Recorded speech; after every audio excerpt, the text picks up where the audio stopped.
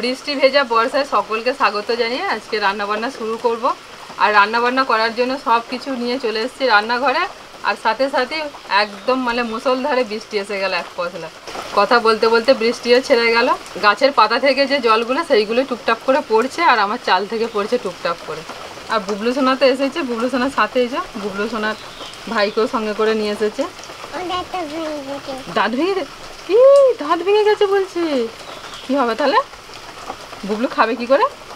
দেখি দেখি দেখি দেখি কি করে খাবে তাহলে বুবলু সোনা? দেখি দাঁত নড়ছে নাকি? ও আচ্ছা, ও এটা ভেঙে গেছে। ও আচ্ছা ঠিক আছে। চুড়ি পরে যে মানুষের গরম লাগে তোর কাছে প্রথম শুনলাম বুবলু। এই তো বলে চুড়ি পরে গরম লাগছে, দেখ খুলে সব আমার হাতে দিয়ে দিলে।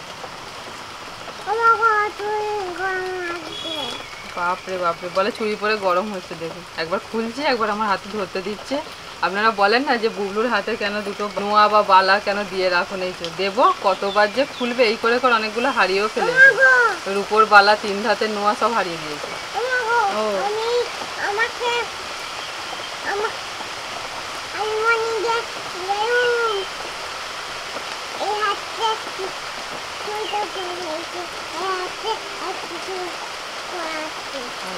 মানে কিছু বুঝতে পারলেন না তো? আমি বলে দিচ্ছি।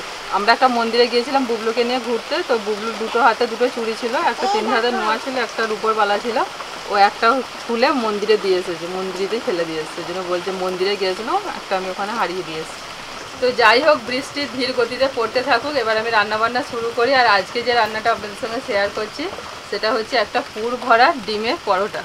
তো দুর্দান্ত হয়, সকালের ব্রেকফাস্টে বলুন, টিফিন আইটেমের জন্য বলুন, মানে টিফিনের জন্য বানিয়ে দিতে পারবেন। দারুণ খেতে হয়, ছোটো বড় সকলের ভীষণ পছন্দ হবে। তো তার জন্য আপনাদের পুরো ভিডিওটা একটু দেখতে হবে। তো আপনারা দেখতে থাকুন, আমি রান্নাবান্না শুরু করে দিই। এবার তুমি মামার সঙ্গে বাড়ি যাও, গিয়ে বাড়িতে খেলো করবে। হ্যাঁ যাও, ভাইকে নিয়ে বাড়ি চলে যাও। যাও, পিসিদা খাচ্ছে। ওই যে বুবলু আমাকে রেখে দিয়ে চলে গেল মায়ের কাছে। আর দেখো বৃষ্টি থেকে আবার রোদ বেরিয়ে গেল বাবা, রান্না শুরু করতে পারলাম না। যাও, আমি এতে এবার সবজি কাটবো, বটি নেবো। কোথায় কুটু হচ্ছে বলো? আমি আমি আচ্ছা কোথায় হচ্ছে বলো, আমি চুলকে দিচ্ছি। বলো কোনখানটা হচ্ছে? সব চুলকে দিচ্ছি। আচ্ছা পিসিদাকে বলবে যে একটু বোরলিন লাগিয়ে দিতে, ঠিক আছে? বোরলিন যাও। আচ্ছা সব সব চুলকে দিয়েছি, সব যাও। একে কোলে নাও, কাঁদছে, দাও যাও যাও। একে গিয়ে একটুখানি আদর করে ঘুম পাড়িয়ে দেবে, গান শুনে শুনে। না কোলে না।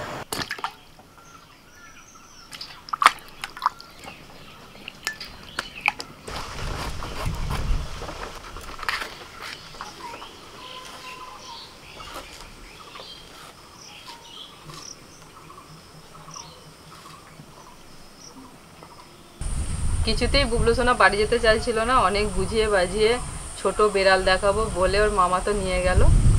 প্রতিদিন আমি যখন রান্না করতে আসার জন্য রেডি হই, তখন বুবলু সোনাও অমনি দুটো হাত বাড়িয়ে, মা আমি যাব রান্না করতে, প্লিজ আমাকে নিয়ে চলো, প্লিজ মা, এরকম করে এমন বলবে, না নিয়ে এসে পারি না।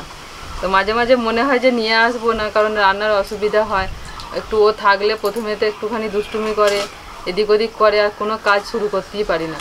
কোটাই বলুন, উনুন জ্বালাই বলুন, যাই কিছু করতে হবে, বাটাই বলুন, সিল বের করবো বলবে আমি বাটবো, বটি ধরবো বলবে আমি কুটবো, সবটাই এখন আমি করবো, এরকম একটা ব্যাপার। তো যার জন্য ওকে ভাবি যে আনবো না। কিন্তু একদম তো ছোট বাচ্চা, এই 2 বছর জাস্ট পার হয়েছে, একটু মাকে চাইবে। ওই প্রথমটা নিয়ে এসে একটু ভুলিয়ে ভালিয়ে দিলাম, তারপরেতে ও নিজে বুঝে আস্তে আস্তে বাড়ি চলে যায়। রান্নাবান্না হয়ে গেলে বাড়িতে যাই, তখন বুবলু সোনার ঘুমটাও হয়ে যায়, দুপুরের ঘুমটা, তারপর উঠে পড়ে। সন্ধ্যেবেলা একটু পড়াতে বসাই, চেষ্টা করি এখন থেকে একটু একটু ওকে শেখানোর। ওই রাইমসগুলো শিখেছে, তারপরেতে 1 থেকে 10 পর্যন্ত শিখে গেছে, তারপরে একে চন্দ্র থেকে 10-এর দিক পর্যন্ত শিখে গেছে। মানে এরকম অনেকগুলো ছড়াও শিখেছে, অ আ ক খ গুলো শিখে গেছে। মানে যখন ওর মন ভালো থাকে একদম সব কিছু ঠিকঠাক বলে দেবে, আর যখন একটু বদমাইশি করবে না তখন উল্টো পাল্টা করবে, ইচ্ছা করে আবার হাসবে নিজে নিজেই, ভুল ভাল বলবে। সেদিনে বর্ণিতা পড়ছে আর ওকে পড়াচ্ছি, যে বর্ণিতা বলছে নে বল, বলে ওকে একে চন্দ্র থেকে বলতে বলেছি, একদম সুন্দর করে। মানে বর্ণিতা তো শুনে অবাক, বলছে মা বোন কী করে শিখে গেল, কবে তুমি এটা শেখালে বোনকে? মানে ওকে 2 দিন শুধু বলেছি, তারপরের দিনেতেই মানে একে চন্দ্র 2 পক্ষ যেটা যেখানে সেখানে হাত দিয়ে দিয়ে একদম 10-এর দিক পর্যন্ত দিদিকে বলে শুনিয়ে দিল। দিদি একদম পুরো গালে হাত দিচ্ছে, বলছে একদিন বলে দিয়েছে বোন এরকম শিখে গেছে। আমি বলছি দেখ, বলছে তাহলে বোন তাহলে পারবে পড়াশোনা করতে। জানি না কি হবে, চেষ্টা তো করছি দুটো মেয়েকে যে ঠিকঠাক করে একটুখানি শিখিয়ে টিকিয়ে মানুষের মতো মানুষ করা। বর্ণিতার পিছনে এখন অতটা বকতে হয় না, ওর না এই ইতিহাস ভূগোলটাই প্রবলেম। আমাকে এখন সন্ধ্যেবেলা বসে ওকে ইতিহাস ভূগোলটা বুঝিয়ে দিতে হয়, পড়াতে হয়। ওটা ওর বোরিং সাবজেক্ট, একদম ওর ভালো লাগে না। বাকি সাবজেক্টগুলো নিজে নিজেই করে নেয়, আর শুধু ইতিহাস আর ভূগোলটা আমাকে নাহলে ওর বাবাকে দুজনকে বসে ভালো করে বুঝিয়ে দিতে। কোনোদিন হয়তো ওর বাবা বসে, যেদিন বুবলু খুব বায়না করে আমাকে ছাড়তে চায় না, সেদিন ওর বাবা একটু বুঝিয়ে দেয়, পড়িয়ে দেয়, তাহলে ও বুঝে যায়, তারপর ওর নিজে নিজে সব করে নেয়। আর যেদিন হয়তো ওর বাবা একটু হয়তো বাইরে কাজটা যে ব্যস্ত থাকে, সেদিন আমি একটু পড়িয়ে দিই, এই আর কি। সবজিগুলো কাটা কমপ্লিট হল। দুটো সবজি, এই যে একটা পেঁয়াজ আর এইটুকুন গাজরটা, এটাকে একটুখানি গ্রেট করতে হবে।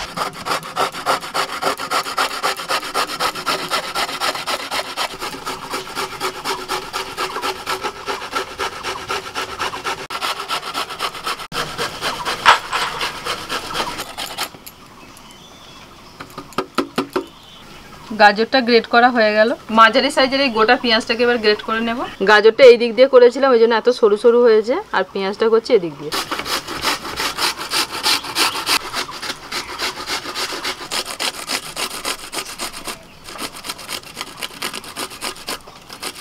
আজকের পরোটাতে না 3টে আলু লাগবে, তো সিদ্ধ করা আলু আমি 3টে নিয়ে এসেছি। পুরটা যতটা তৈরি করবেন সেই বুঝে আলুটা নিতে হবে, তো আমার 3টে আলুতেই হয়ে যাবে।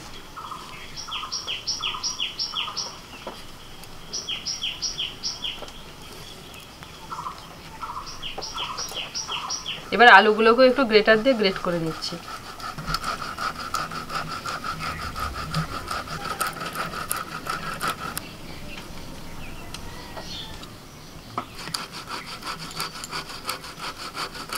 ওই দেখুন পুকুরের মাঝখানেতে গোয়ার গেলে সাপ যাচ্ছে, গো সাপও বলে এটাকে, আমরা বলি গোয়ার গেলে। যেমন যাচ্ছে পুরো কুমিরের মতো।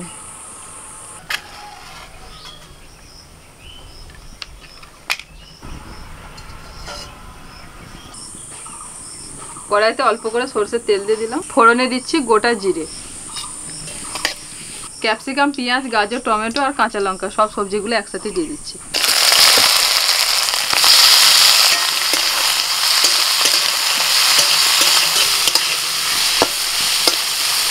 কিছুক্ষণ নাড়াচাড়া করে ভেজে নেওয়ার পর দিয়ে দিচ্ছি স্বাদ মতো লবণ,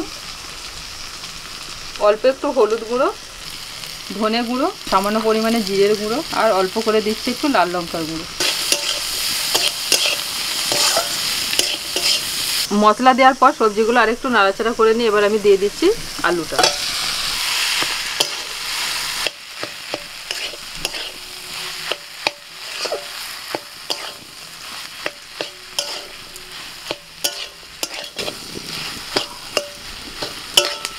নাড়াচাড়া করে করে পুরটাকে তৈরি করে নিয়ে এসে, আর দেখুন আলুটা যখন এরকম কড়া থেকে উঠে আসবে তখন নামিয়ে নিতে হবে। আলুর মধ্যে যে একটুখানি জল জলে ভাব থাকে সেটা শুকিয়ে গেল।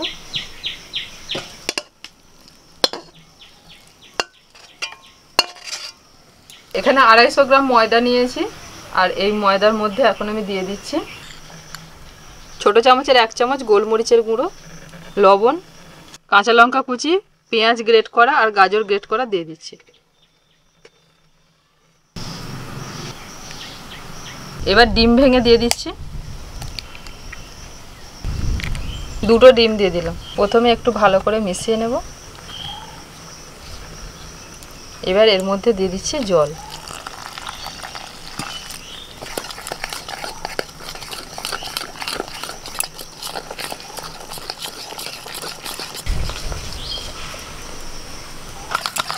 জলটা কিন্তু অল্প অল্প করে দেবেন আর অল্প অল্প করে মেশাতে থাকবেন, এইভাবে আস্তে আস্তে ব্যাটারটাকে তৈরি করে নিতে হবে, একেবারে জলটা দিলে হবে না। ব্যাটারটা ঠিক এইরকম হবে, খুব বেশি মোটা না আবার খুব বেশি পাতলাও না, ঠিক মাঝামাঝি করতে হবে। দেখুন হাতার পিছন দিকটা ঠিক এইরকম হবে।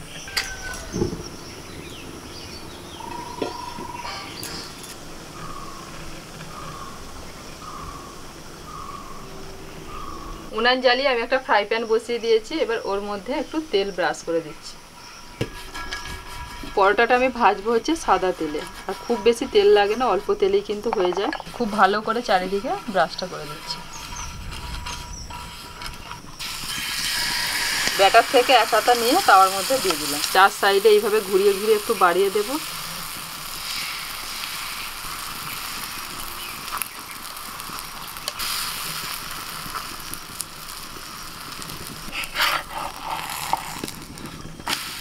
এবার যে আলুর পুরটা করে রেখেছিলাম সেটা দিয়ে দিলাম।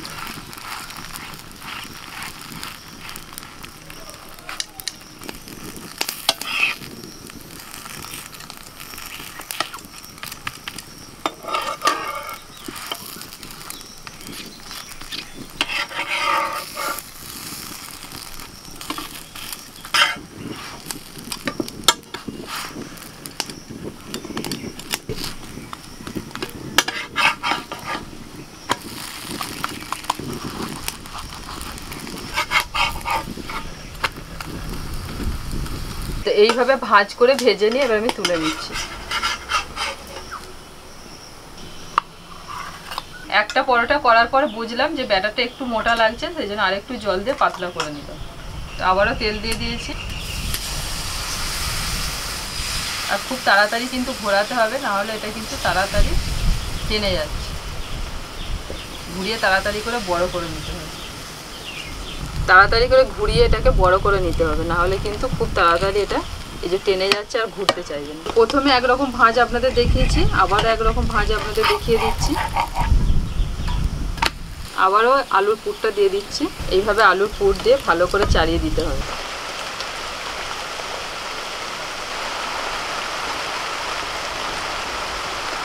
এইভাবে পুরটাকে দিয়ে দিলাম, দিয়ে এবার এই সাইড থেকে এইভাবে ভাঁজ করে ঢাকা দিয়ে দিলাম। তো এইভাবে একটা ভাঁজ আপনাদের দেখিয়ে দিলাম, প্রথমে একটা দেখিয়েছিলাম। যে ভাঁজটা দিতে সুবিধা হবে সেইভাবেই পরোটাটা বানিয়ে নেবেন। এটাও হয়ে গেল। দেখলেন তো কত কম তেলেতে ভাজা হয়ে যাচ্ছে। কোনো রকম মাখা বেলার ঝামেলা ছাড়াই কিন্তু পরোটা তৈরি হয়ে যাচ্ছে, আর খুব ঝটপট হয়ে যায়। বাচ্চাদেরকে এইভাবে টিফিনেতে বানিয়ে দিতে পারেন। আমি তো বর্ণিতাকে মাঝে মাঝেই বানিয়ে দিই, ওর ভীষণ খেতে ভালো লাগে এই পরোটাটা। বর্ণিতা স্কুল থেকে এসে যদি দেখে এই পরোটাটা হয়েছে তো ভীষণ খুশি হয়।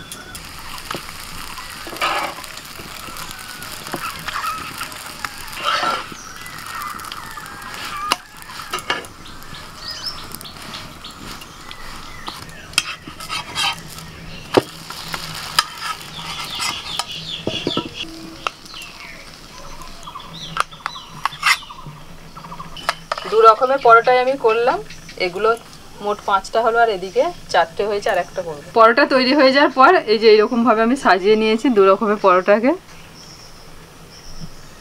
কেমন দেখতে হয়েছে অবশ্যই কিন্তু জানাবেন কমেন্ট করে। যেমন পেরেছে নিজের মতো করে সাজিয়ে নিয়েছি। আজকে খাওয়ানোর মতো কাউকে পাইনি, বুবলু তো ঘুমিয়ে পড়েছে, আর বর্ণিতা এখনো স্কুল থেকে ফেরেনি, ওই জন্য তোতনকে বসে দিয়েছি ধরে। নে কোনটা খাবি বল? দুটোরই একটা করে দে। দুটোরই একটা করে দেবো। এগুলো হচ্ছে মানে মহাপ্রসাদ জগন্নাথ দেব। গাজর খা, গাজর খেলে স্কিন ভালো থাকে। না এই সস নিবি? না সস লাগবে না, ও সস বাচ্চারা খায়, আমার সস লাগবে না। এই পরোটাটার একটা গুণ হচ্ছে আপনি সকালে বানান একদম সারা দিন, তার পরের দিন পর্যন্ত নরম তুলতুলে থাকবে, এতটাই নরম হয়। মানে বয়স্কদের যাদের দাঁতের সমস্যা তারাও খেতে পারবে, আর বাচ্চাদের যাদের দাঁত হয়নি তারাও খেতে পারবে। আমি যে একটুখানি লঙ্কা গুঁড়ো দিয়েছি, একটু কাঁচা লঙ্কা দিয়েছি, ওটা শুধু যদি বাচ্চাদের জন্য করেন অবশ্যই ঝালটা বুঝে দেবেন, কারণ বাচ্চারা তো একদম ঝাল খেতে পারে না। আর তাছাড়া ওটা দেবেন না, একটুখানি হয়তো গোলমরিচ গুঁড়ো দিয়ে করে দিতে পারে।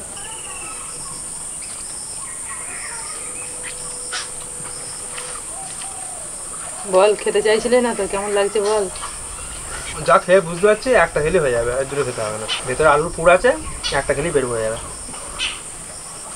তুই কিন্তু দুটোই খেয়ে নিবি। দুটো খেয়ে নাও।